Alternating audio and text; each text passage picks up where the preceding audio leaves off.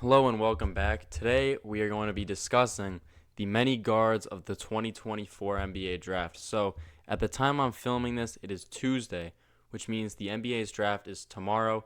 For the first time ever, it's going to be a 2-day, 2-round event. So it'll be a 2-day thing. First round tomorrow, second round on Thursday. So, getting right into it, the NBA draft presents a seemingly consensus top guard, and that is Reed Shepherd. I don't know if he's the best player available. However, his knack for incredible three-point shooting makes him one of the more valuable assets in this draft, regardless of any other trait. And he's mocked to Houston in a lot of mock drafts, unless they would be to trade down. Now, should they trade down, I'm not sure where Shepard would go because I personally am not sold on him as a prospect in any aspect outside of his three-point shooting. But he's so electric in that regard. He could still go pretty high. After Shepard, it's anyone's guess as to what could happen next. But I have devised a list, and it will most likely be these guards, not in this order, but these guards in the draft. It'll be Nikola Topic, Stephon Castle, Rob Dillingham, Devin Carter, and Isaiah Collier. So let's get right into it. So our first player from overseas is Nikola Topic, and this is one of the more mysterious players in the draft. An international player comes over, and we oftentimes are not quite sure what to make of it. Now, Topic, his stats say it all. He's definitely a very good player. Physically, he's big. He's 6'6", about 200 pounds. Definitely a bit taller on the guard side. Stats: he averaged 18.4 points and 7.1 assists per contest in the ABA. That is the Adriatic Basketball Association. However, he tore his ACL pretty recently, which is definitely a negative. However, it was not a complete tear. It was only partially torn. So, hoping he has a speedy recovery. I don't think he'll be ready for the start of the season, but this is still a valuable guy nonetheless. He's still fairly young. As you can see, his date of birth is in 2005, so he'll only be 19 when the season starts. This league where he's bounced around Euro leagues and other countries and all that. In this league, he played 18 game, or excuse me, he averaged 18 and 7, like I said, but he also had incredible shooting numbers. He shot 52% from the field and 85.5% from the stripe, and from his career from the free throw line, he's 87.1 in 28 games listed on Basketball Reference. His three-point shooting, however, it's pretty measly.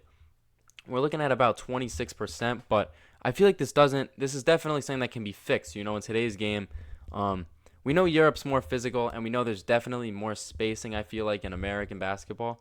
And just looking at the free throw percentage, that's often an indicator as to how good you can be. Free throw is definitely really good. His is, and I think that could be significant as we look at training him to a three-point guard. Best fits for him, I think San Antonio is the best overall fit. They're definitely going to be in the market for a guard. Likely will be backing up Trey Jones. Utah, I think, is also an interesting team. They're picking a little lower than San Antonio. However, should he slip, I think this is maybe a guy for them. He's definitely got the size where he can play alongside Keontae George. And then the Rockets, too. I was struggling to come up with a third team I feel like Topic would fit on. But I think Houston, should they trade down to 9 with Memphis, definitely a very good ad for them. So after that, we got Stephon Castle, and this guy is just a winner. 6'6" again, so back-to-back tall guards. He's a little stockier, coming in at 215 pounds. In UConn's system, he averaged about 11 and 5, 47% from the field, so not bad. He's 19 at the start of this season. He will be 20 very shortly into it, so he's definitely not old by any means. Pro comp for him, I'm feeling a taller, less skilled John Wall. And by less skilled, I mean I feel like John Wall is just a more defined prospect. He was the number one pick in 2010, I believe, or 2011. This is a guy who could put the ball on the floor, and throughout the 2010s, he was one of the league's premier slashers. I think Castle, I don't know if he can ascend to those heights. I feel like he just has less potential than Wall, which there's no shame in that game. Wall was an all-NBA caliber player.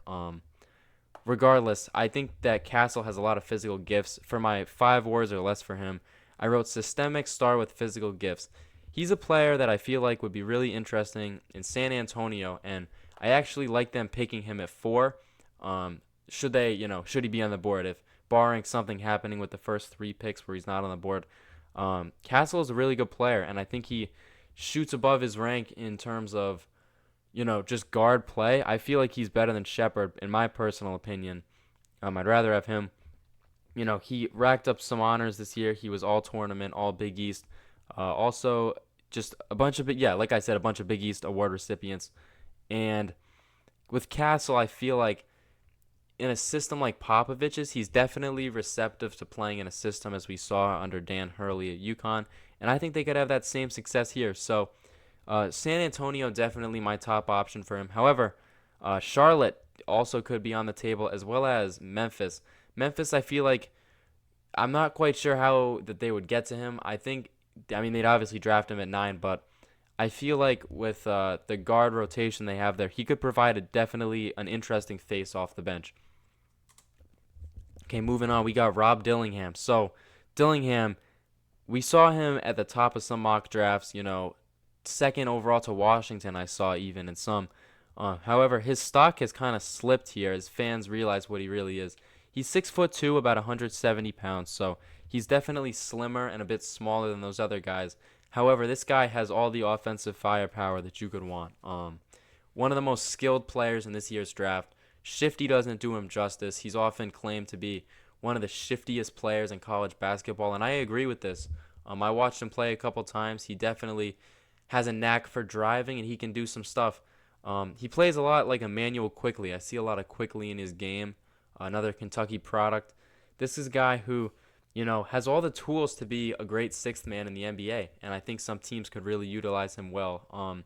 He was all SEC as a freshman, and he also won the league's sixth man of the year. It's not easy to do this. These are not easy accomplishments, and I feel like Dillingham, although Kentucky, we saw them go out in March Madness early, this is a guy who, putting him in today's game, is just going to be an offensive maestro. His dribbling and his shooting off the dribble, the potential is there for him to be a really special player. He shot 47.5% from the field this season, as well as 44.4% from three. Those are incredible numbers, and although I'm not sure if that three-point number will carry over, in limited doses, I feel like Dillingham could be a microwave type player. Give me some Vinnie Johnson, you know what I'm saying? He's definitely just a guy that when he gets hot, there's not a lot of stopping him. I understand that the NBA will be a tough adjustment for him, but this is a guy, you bring him off the bench, let's say he hits 3 shots, the crowd's going crazy. He's a good guy. You can root for him. He's easy to root for.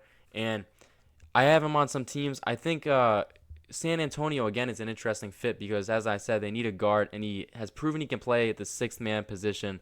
So here he'll be backing up Trey Jones, as mentioned with Castle. And I feel like, again, this is just really, really interesting here because I think Dillingham just provides something, and I don't think he'll be taking away from anything, if that makes sense. I feel like he is definitely can be seen as a liability in the pro game on defense. But I feel like with Wembanyama and Jeremy Sochan on the floor, I just feel like those deficiencies in his game will not matter to the team's success. And I feel like his offense is definitely a plus and will be a plus in the NBA. Utah, again, same thing I said. And Chicago. Chicago's interesting. They're picking a little lower than these two teams. However, they are looking to trade Zach LaVine. I don't know if DeRozan's going to re-sign there. They do have Kobe White, but again, Dillingham as a sixth man is just a really good option. Okay, our next guy. This is my guy, Devin Carter out of Providence. If you don't know, I am a big Providence basketball fan, and Carter was just truly incredible this season. I watched him play over a couple dozen times. 6'3", about 190 pounds, another stocky guard. Not as tall as the other guys, but he makes up for it with his physical capabilities. Averaged nearly 20 and 9 a game this season for Providence. On top of that, he also averaged 1.8 steals and a whole block a game. This is a guy who's always locked in on defense. He'll always give you the most effort. Little Josh Hardish, however, in him I see a smaller Marcus Smart. Definitely one of the best defenders in this draft, if not the best. I feel like Klingon might be the best, but in terms of guards, there's not many that stack up with Carter. We saw him at the Combine, and he was one of the stellar performers. He won a couple of the drills, which is no easy work. one of the fastest players. However, his one downside is his date of birth is definitely up there. He's 22 at the start of the season. He's 22 right now, just like his number. And I feel like teams are going to look at that and maybe might turn away. But with a player like Carter, it's hard not to look at him and see everything but the age. No Drake, but I feel like age doesn't matter in this scenario. He'll be 26 at the end of his rookie contract, so I feel like that's no biggie. 5 words or less for him. I have high motored and an offensive non-zero. By non-zero, I mean this is not a guy who will be so pitiful on offense that you have to take him off the floor. Like, he can't stay in. He can knock down threes. He's proven that he can lead a team. Obviously, in college, is a lot different than the NBA, but he has a bunch of leadership skills that are very valuable. We see his rebounding numbers and his defensive numbers. This guy, all-time hustler from that Friars program. And one notable thing about him is he really took over the team in amidst Bryce Hopkins' injury. Now, if you don't know, Bryce Hopkins was, proverbial, like the proverbial best player for Providence. However, he went down with a torn ACL about 12 games into the season. So Carter really had to step up, and I will say, although the Friars had difficulty winning games, they finished about 500 down the stretch after a good start. He really stepped up his game. In the time that Hopkins was out, he averaged over 21 points, 9 rebounds a game, shot 47.7 from the field, 39 from 3, and he got right to work immediately. After Hopkins went down, the 2 games after, he had 25 and 10 and 31 and 13. So this is an impact guy. It definitely is. Good, stout defender. He also won Big East Player of the Year over guys like Klingen and Castle. And his father, one thing to note, his father, Anthony Carter, who you might know from the Shaquille O'Neal contract fiasco. Look that up if you don't know. Anthony Carter, his agent did not file his contract. It's a whole thing there. His father is currently working for the Grizzlies. And as we know, the Grizzlies do have a lottery pick this year. I think he's a good fit for that team. He's another good defender. And in that case, you can move off of Smart. Chicago, also an interesting team. He could play 2 guard next to Kobe White. He also has some capability as point guard. And let's be honest. We know if the Bulls don't make a move, they're not going anywhere this season. We just saw them trade Caruso for Josh Giddey. Carter, I feel like giving him a year to develop in this just situation is a good thing they can do. Also, Sacramento. Should Sacramento not trade their pick, I think that Carter would be an excellent fit on them. They're in need of defense. This is a guy that can run the floor. We saw his speed at the Combine. I could go on all day about Devin Carter, but I'll spare you this time. Random acts of kindness.